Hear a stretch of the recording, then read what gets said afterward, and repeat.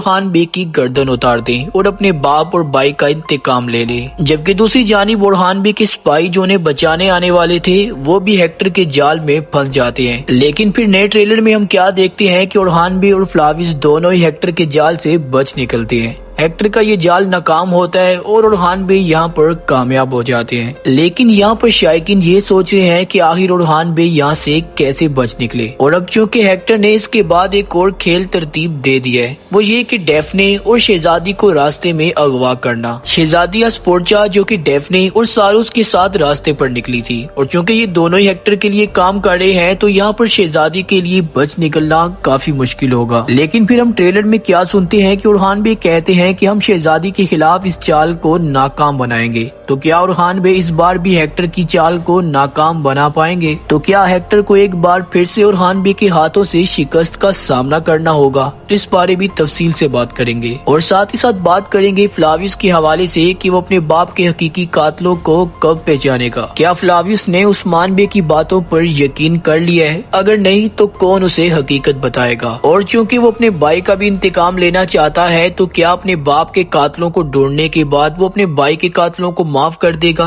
यानी क्या फ्लाविस सच में ओरहान बे की सफ में शामिल होने वाला है और इसकी वजह कहीं फातिमा तो नहीं? तो नाज़रीन, आज की इस वीडियो में इस बारे में मुकम्मल तफसील से बात करेंगे। तो ये सब कुछ जानने के लिए वीडियो को आखिर तक लाजमन देखिएगा, और अगर आपने अभी तक हमारे इस चैनल को सब्सक्राइब नहीं किया तो लाजमी तौर पर सब्सक्राइब करें और साथ दिए गए बेल के आइकन को प्रेस करना हरगिज न भूलिएगा। तो नाज़रीन, इससे पहले कि जिन सवालों का जिक्र किया गया उन पर बात की जाए, हम यहाँ पर मुख्तसर बात करते हैं मलन खातून के हवाले से। मलन खातून जिन्हें रियासत उस्मानिया की तारीख में रियासत की माँ का लक़ब दिया गया, क्या वो सच में इतनी सख्त और संगदिल थी? तो नाज़रीन, जैसा कि हम सीरीज में देख रहे हैं कि कभी मलन खातून ओरहान बे के हुक्म की खिलाफ वर्दी करते हुए दुर्सन को जिलावतन कर देती है, कभी होलोफिरा के साथ उसका कोई मामला पेश आ जाता है, और इस सबसे बढ़कर अपनी बेटियों को जबरदस्ती शादी के लिए मजबूर करना यहाँ पर मलन खातून के किरदार को मनफी दिखाता है। और फिर हम क्या देखते हैं कि कभी मलन खातून को हलीमा से बातें सुनने को मिलती हैं और कभी होलोफिरा खातून से। इन वाकयात को देखकर ऐसा लगता है कि मलन खातून की उनके खानदान में कोई अहमियत नहीं।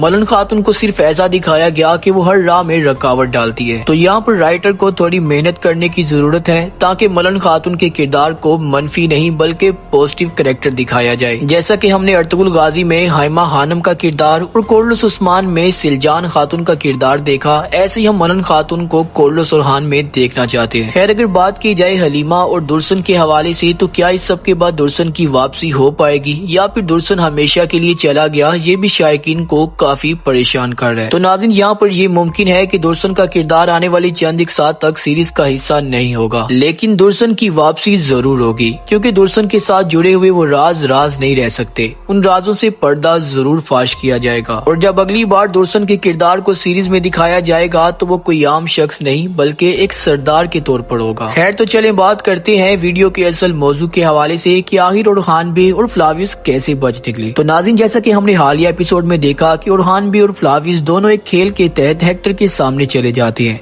यहाँ पर फ्लाविस ऐसा जाहिर करता है कि उसने ओरहान बे को धोखा दिया है, और अपनी बात को सच साबित करने के लिए वो हेक्टर को ये भी बता देता है कि ओरहान बे के सिपाही हमारा पीछा कर रहे हैं और वो किस रास्ते से यहाँ पर पहुँचेंगे उसके हवाले से हेक्टर को सारी मालूमात दी जाती है। और फिर इसके बाद हेक्टर के सिपाही ओरहान बे के सिपाहियों पर हमला करने के लिए निकल पड़ते हैं, जबकि दूसरी जानिब हेक्टर फ्लाविस को मजबूर करता है कि वो ओरहान बे को कत्ल कर दे। अब यहाँ पर फ्लाविस की तलवार गर्दन तो जरूर काटेगी, मगर ओरहान बे की नहीं बल्कि किसी और सिपाही की। जी हाँ नाज़रीन, यही ओरहान बे का असल मंसूबा होगा कि हेक्टर को उसी के जाल के अंदर फंसा दिया जाएगा। जब हेक्टर को लगेगा कि उसने ओरहान बे और फ्लाविस दोनों को चारों तरफ से घेर लिया है, तो इसके बाद वो ओरहान बे का असल खेल देखेगा। जी हाँ नाज़रीन, ओरहान बे को पहले से अंदेशा था कि हेक्टर जानता है कि फ्लाविस उसे धोखा देगा, और इसीलिए वो दोनों को कत्ल करने के लिए इस खेल को तरतीब देगा। तो ओरहान बे ने भी इसी लिहाज से अपने खेल को तरतीब दिया और हेक्टर के जाल के अंदर एक जाल तैयार किया। यूँ यहाँ पर ओरहान बे और फ्लाविस दोनों ही हेक्टर के जाल को नाकाम बनाते हुए यहाँ से निकल जाएंगे। और नाज़रीन, जो कि ट्रेलर में दिखाया गया कि हेक्टर एक स्पाई की तरफ तीर कमान करता है और उसे तीर मारने की कोशिश करता है, और सामने फ्लाविस को दिखाया जाता है। तो नाज़रीन, ये शख्स ना ही ओरहान बे और ना ही फ्लाविस होगा